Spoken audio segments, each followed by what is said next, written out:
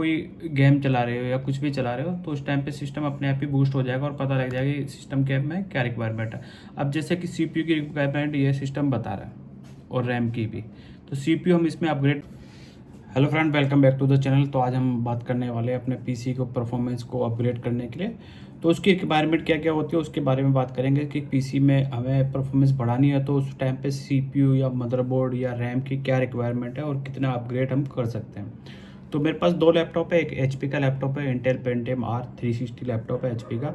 वो बहुत पुराना लैपटॉप है, वो उसमें आपको दिखाता हूँ। और एक मेरे पास डेल का लैपटॉप है जो 11 generation i5 512 GB 8 GB RAM के साथ है।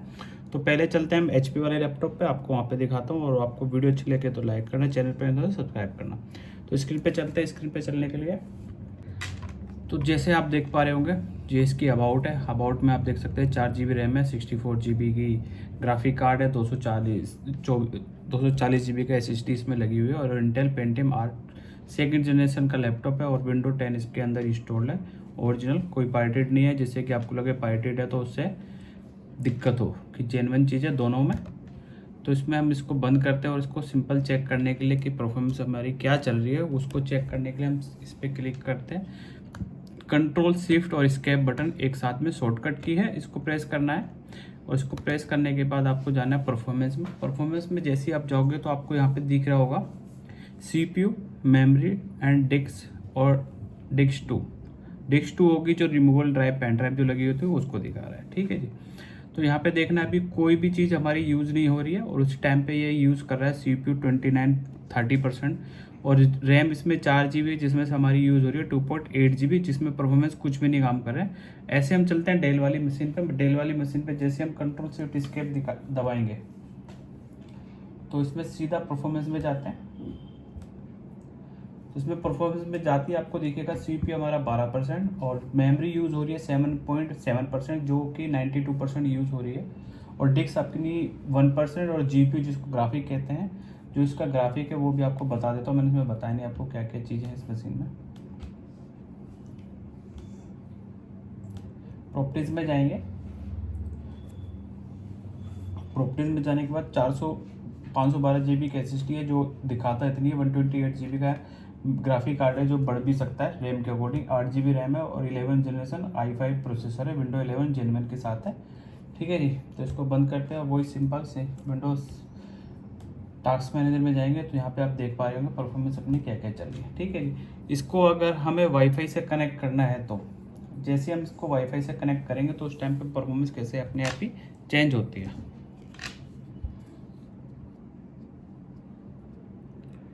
तो इसमें हम फ़ोन का एक हॉटस्पॉट ऑन करते हैं या वाईफाई किसी के पास भी हो। तो सबसे पहले हम जाते हैं एचपी वाली मशीन में। तो ये बोर्ड नाम से इसमें वाईफाई आ गया। इसको कनेक्ट करते ही आप देखोगे CPU 100% गया, मेमोरी रैम उतनी है 3 GB यूज़ हो रही है, डिस्क अपनी 10% की है। और इस टाइम पे कुछ भी चीज़ यूज नहीं हुई है, सिर्फ आपका इंटरनेट कनेक्ट हुआ है। आप देख सकते हो इंटरनेट कनेक्ट करते ही परफॉर्मेंस कैसे भागी है ऊपर नीचे। और यहाँ पे CPU पे कनेक्ट करेंगे तो CPU पे हमारा 93% एंटीवायरस स्कैनिंग पे चला गया है। ठीक है जी, जिसका कोई मतलब नहीं होता। अब हम इसमें कनेक्ट करते हैं, गूगल क्रोम को ऑन करते हैं। कुछ नहीं करना, सिंपल ऑन करना है। ये होती है छोटी छोटी चीज़ों से जिससे कि आप डिफाइन कर सको कि सिस्टम क्या रिक्वायरमेंट है। जैसे कि आप कोई गेम चला रहे हो या कुछ भी चला रहे हो तो उस टाइम पे सिस्टम अपने आप ही बूस्ट हो जाएगा और पता लग जाएगा कि सिस्टम के में क्या रिक्वायरमेंट है। अब जैसे कि CPU की रिक्वायरमेंट ये सिस्टम बता रहा है और रैम की भी। तो CPU हम इसमें अपग्रेड नहीं कर सकते क्योंकि ये लैपटॉप है। अगर हमारे पास कोई डेस्कटॉप होता तो उसमें मदरबोर्ड वगैरह चेंज करके उसको परफॉर्मेंस को हम इंक्रीज़ करते हैं। जैसे हमने YouTube का एक पेज खोला, CPU 100% का, रैम में कोई इंक्रीज नहीं है, तो इसमें CPU मतलब जो है प्रोसेसर वो बहुत पुराना है तो वो कंफर्टेबल नहीं हो पा रहा है, इसके साथ कंफर्ट नहीं ले पा रहा है। तो उसको यहाँ पे बंद कर देते हैं। हम चलते हैं डेल वाली मशीन पे। इसमें भी सेम वही वाईफाई कनेक्ट हो गया। इसमें भी हम गूगल क्रोम को खोलते हैं। गूगल क्रोम खोलते ही आप देखो इसमें भी CPU 100% और रैम अपनी 7.3% होगी। तो इसमें रैम की रिक्वायरमेंट है, CPU की रिक्वायरमेंट इसलिए नहीं कि CPU जाते नीचे बाउंस बैक नीचे वापस आ गया।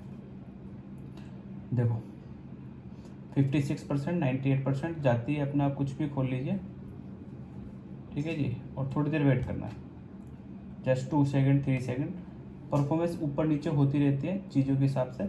अपना जैसे यूज़ करा ये 35%, 40, 21% आ गया, लेकिन मेमोरी अपनी 7.2% है। और वैसे ही जैसे HP वाली मशीन पे जाओगे तो आप देख रहे हो कि 87% से नीचे आ ही नहीं रहा है, 100% 80%, जबकि ये अपना डेल वाली मशीन 15% पे आ गई है।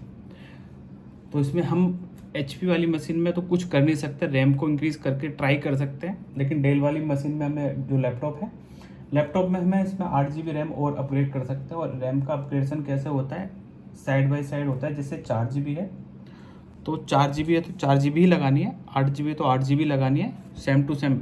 और आपकी अगर 32 GB है तो 32 तो 32 लगानी है, और 2 है तो 2 से ही 2 को अपग्रेड करना है, चाहे डेस्कटॉप हो चाहे लैपटॉप हो। ये नहीं है कि आपका 4 GB की जगह 8 GB लगा दो और 4 GB की और 8 GB की टोटल होगी 12 GB, तो वो परफॉर्मेंस अच्छी नहीं निकाल पाता है और उसमें बहुत सारे इश्यूज़ वगैरह आते हैं, सिस्टम में ब्लू स्क्रीन आने का चांस रहते हैं, या सिस्टम करप्ट हो जाएगा, विंडोज़ करप्ट हो जाएगी।